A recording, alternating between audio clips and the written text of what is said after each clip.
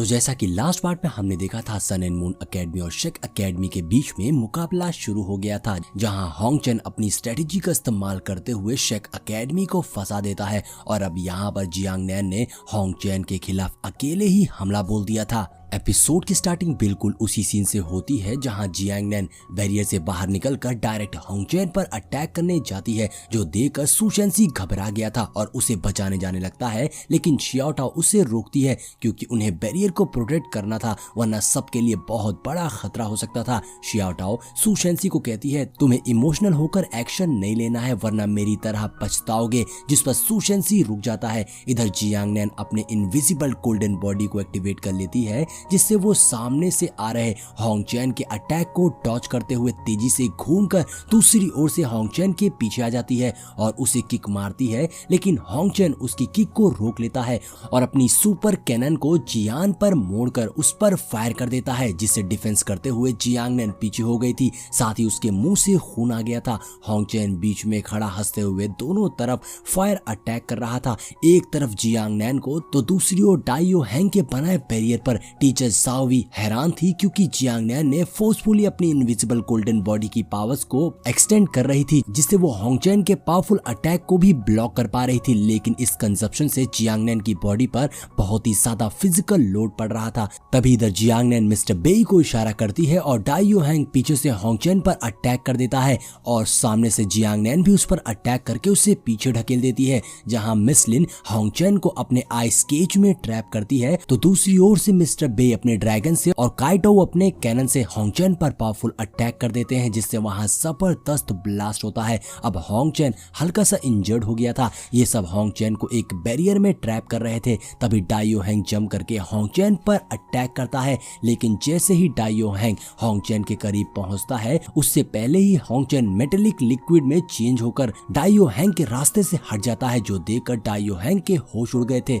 Hong chain liquid की form में उस बैरियर केज के बाहर आ जाता है। होंग चेन की इस मेटल को कंट्रोल करने की टेरिफिंग एबिलिटी को देखकर टीचर भी शॉक रह गई थी। इधर सारे स्टूडेंट होंग चेन से फाइट में बिजी थे, इसलिए उधर सन एंड मून रॉयल एकेडमी के 5 अपोनेंट के सामने शियाओ टाओ अकेले पड़ गई थी। जहां एक वॉरियर बाकी वॉरियर्स को कुछ खाने को देता है, जिससे खाते ही उनकी पावर्स बहुत बढ़ गई थी, जिसके बाद मारुलोंग अपनी पावरफुल कैनन से शियाओ टाओ पर अटैक कर देता है। दूसरी ओर शियाओ टाओ भी अपनी फिनिक्स फायर से फिनिक्स क्लाउड एरो अटैक करती है। दूसरी तरफ से सारे वॉरियर्स एक के बाद एक शियाओ टाओ पर अटैक करते हैं, जिनसे शियाओ टाओ अकेले ही फाइट करने की कोशिश कर रही थी, जिसमें शियाओ टाओ काफी मुश्किल में पड़ गई थी। तभी मारुलोंग और बाकी बंदे शियाओ टाओ पर कंबाइन अटैक करते हैं। शियाओ टाओ बहुत ही बड़ी मुश्किल में थी, लेकिन शियाओ टाओ हार नहीं मानती और अपनी फ्यूरियस ब्लो टेक्निक का यूज कर देती है, जिसमें उसका फिनिक्स सारे अटैक्स को निगल जाता है, जिससे वहां जोरदार ब्लास्ट होता है। शियाओ टाओ की इस टेक्निक को देखकर सारे ऑफिशियल्स और ऑडियंस सबके होश उड़ गए थे।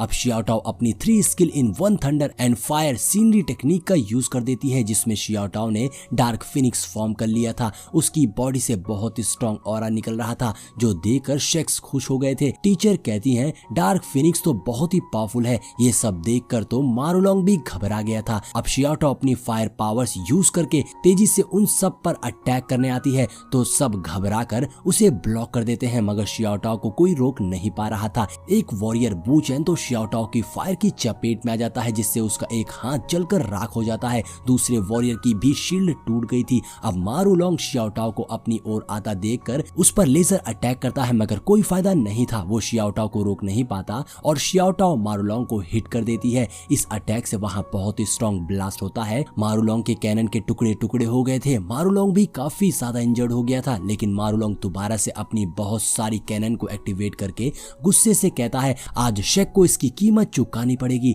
लेकिन इससे पहले मारुलोंग और उसके साथी अटैक करते मिस्टर बे रेफरी से कहकर हार मान लेते हैं, लेकिन डाइयो हैंग हार मानने पर तैयार नहीं था। वो कहता है, हम लड़ेंगे, जिस पर मिस्टर बे कहते हैं, ये टीचर सावी की स्ट्रेटेजी है। जो सुनकर डाइयो हैंग मिस्टर बे की बात मान लेते हैं। रेफरी अनाउंस करता है कि फर्स्ट राउंड को sun and moon royal engineering academy ने जीत लिया है। यहाँ टीचर सावी ने ये प्लान बनाया था क्योंकि शेक एकेडमी ये वाले मुकाबले को हैंडल नहीं कर सकती थी, इसलिए टीचर सावी चाहती थी कि वो सभी अपनी पावर्स को सेव करें और आने वाले मुकाबले में 1-to-1 बैटल करें, जिससे कि वो सन एंड मून एकेडमी के टॉप 3 प्लेयर्स को नॉकआउट कर सकें, तभी उनके जीतने के चांसेस बढ़ सकते हैं। ऑडियंस शेक से बहुत ज्यादा नाराज थी जो शेक ने हार मान ली थी। ऑडियंस शेक पर सामान फेंक रहे थे, उन्हें उल्टा फुल्टा बोल रहे थे। तब ये देखकर व्हाइट टाइगर ड्यूक को गुस्सा आ जाती है और वो चीखते हुए सबको चुप कराते हैं और वो कहते हैं दोनों ही टीम के मेंबर्स अपना बेस्ट दे रहे हैं, जीत हार एक अलग मुद्दा है, लेकिन किसी की इंसल्ट करने का हक किसी के पास नहीं है।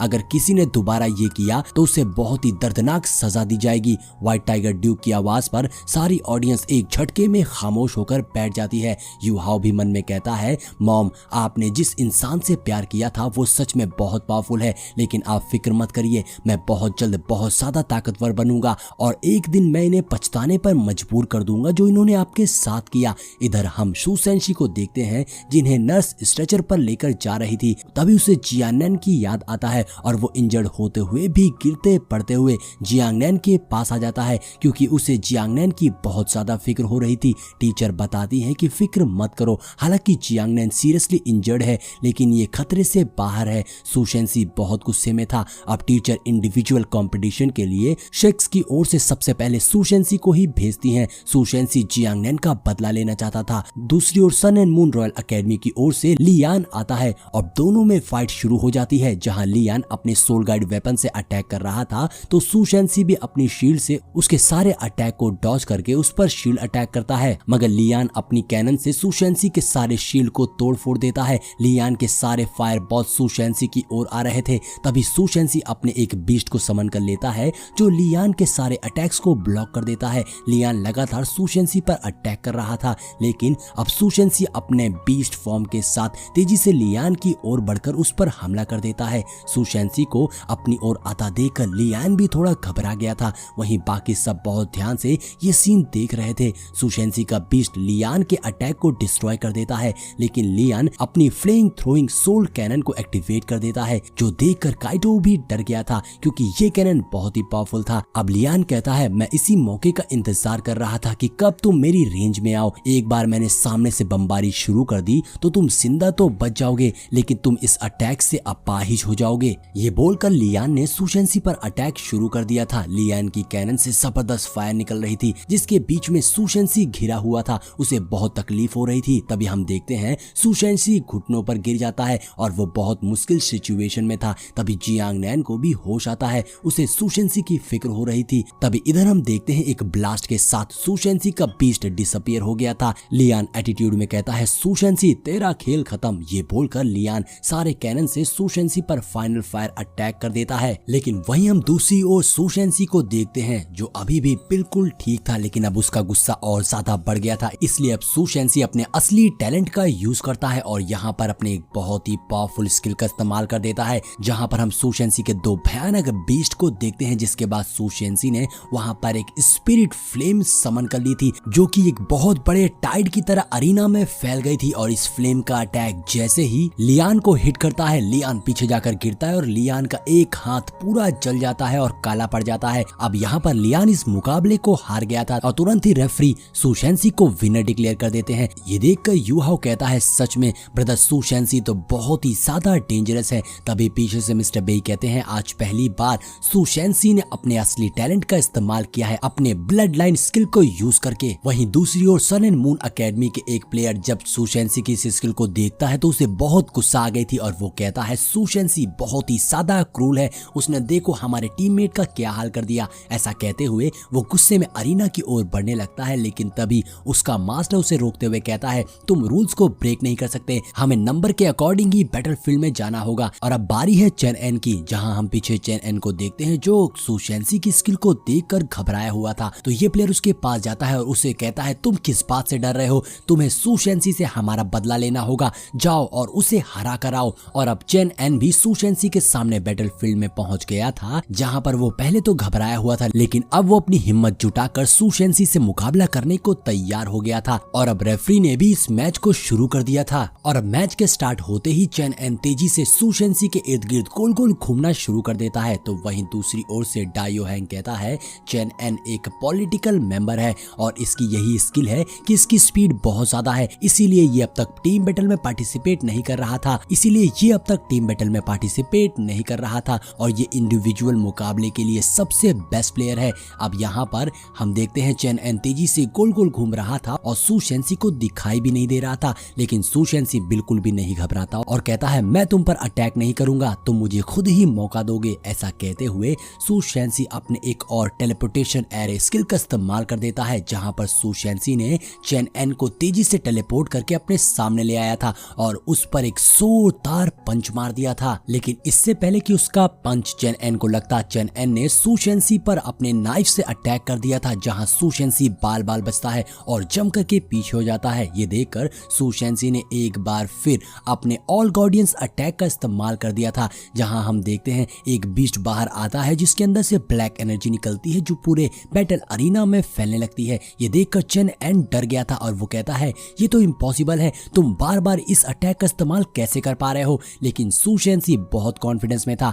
और वो कहता है अब मैं तुम्हें दिखाता हूँ शेक एकेडमी की असली ताकत। और अब वो प्लेयर बहुत ज्यादा घबरा गया था और वो सु शेंसी की इस ब्लैक एनर्जी से बचने की कोशिश कर रहा था और तभी मौके का फायदा उठाते हुए सु शेंसी ने अपनी शील्ड से चेन एन पर अटैक कर दिया था, जहां उसकी शील्ड तेजी से जाकर चेन एन को हिट करती है और वो सीधा बैटलफील्ड से बाहर जा गिरता है। यानी कि सु शेंसी ने एक बार फिर चेन एन को नॉकआउट कर दिया था और इस मुकाबले को भी जीत लिया था। ये देख तो शेक एकेडमी खुशी से कूदने लग गई थी। रेफरी सु शेंसी को विनर डिक्लेयर कर देता है, जो देखकर सारी ऑडियंस सु शेंसी के लिए चीयर करने लगती है। सु शेंसी भी जीत कर खुश था, लेकिन अब इस फाइट से सु शेंसी की सोल पावर पूरी तरह से एग्जॉस्ट हो चुकी थी, जिससे उसकी आंखें बंद होने लगती है। तभी सु शेंसी को सामने जियांग नेन दिखती है, जिसकी आंखों में सु शेंसी के लिए फिक्र दिख रही थी। सु शेंसी इतना थक गया था कि वो घुटनों पर आ जाता है। लेकिन इधर सन एंड मून रॉयल एकेडमी के वॉरियर्स को गुस्सा आ गई थी। दो बंदे तो सु शेंसी को कहते हैं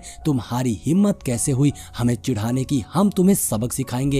ये बोलकर वो दोनों बंदे बैटलफील्ड में आ जाते हैं और अपनी कैनन बिल्ड करने लगते हैं। रेफरी उन दोनों को रुकने को कहता है क्योंकि सु शेंसी अकेला था, जबकि ये दोनों मिलकर सु शेंसी पर हमला करने जा रहे थे। लेकिन ये दोनों रेफरी की नहीं सुनते। रेफरी कहता है ये बहुत ही सीरियस क्राइम है। लेकिन तब तक वो दोनों वॉरियर अपनी कैनन से सु शेंसी पर फायर कर देते हैं और उनका अटैक सु शेंसी की ओर आ रहा था, जो देखकर शेक भी घबरा गए थे। लेकिन इससे पहले कि वो अटैक सु शेंसी को लगता, एक स्पिरिचुअल गोल्डन हैंड बीच में आकर उस अटैक को ब्लॉक कर देता है और दोनों बंदों को पीछे फेंक देता है, जिससे वहां धमाका हो गया था। और अब वो आवाज कहती है किसी की हिम्मत भी कैसे हुई मेरे स्टूडेंट पे धोखे से हमला करने की। सब शॉक में थे कि ये पावरफुल इंसान कौन है। अब जैसे ही धूल हटती है तब सब देखते हैं सु शेंसी के आगे ढाल बनकर खड़े थे लीडर शुआन। जैसा कि हम जानते हैं लीडर शुआन कभी भी अपने स्टूडेंट को अकेला नहीं छोड़ते, हमेशा उन्हें प्रोटेक्ट करने आते हैं। लीडर शुआन को देखकर यूहाओ और बाकी सब बहुत खुश हो गए थे।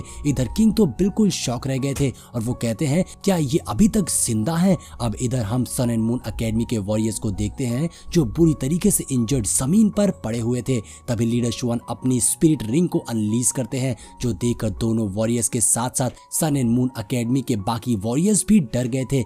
इधर रेफरी भी लीडर शुआन को ग्रीट करता है, जिससे पता चलता है कि लीडर शुआन का ऑरा कितना ज्यादा बड़ा है। अब लीडर शुआन गुस्से से कहते हैं सोल फाइटिंग कंपटीशन की हिस्ट्री रही है, टीम के मेंबर्स अपना बेस्ट देते हैं बैटल में, मेरे शेक एकेडमी ने भी कंपटीशन में कुछ गलत नहीं किया, तो किसने हिम्मत करी रूल्स को तोड़ने की। जिसमें हिम्मत है सामने आओ। लीडर शुआन के इस गुस्से भरे चैलेंज के साथ ही हमारा ये एपिसोड यहीं पर एंड हो जाता है। और दोस्तों साथ ही मैं एक बहुत ही इंपॉर्टेंट बात बताना चाहूंगा, जिसे भी हमारे चैनल पर BTTH देखनी है वो मेरे दूसरे चैनल एक्सप्लेनर कुणाल को सब्सक्राइब कर ले, क्योंकि BTTH पे स्ट्राइक आ रही है और अब वो इस चैनल पे नहीं अपलोड होगी। तो जल्दी से जाकर सब्सक्राइब कर लो, क्योंकि अगली वीडियो कल सुबह ही अपलोड होने वाली है।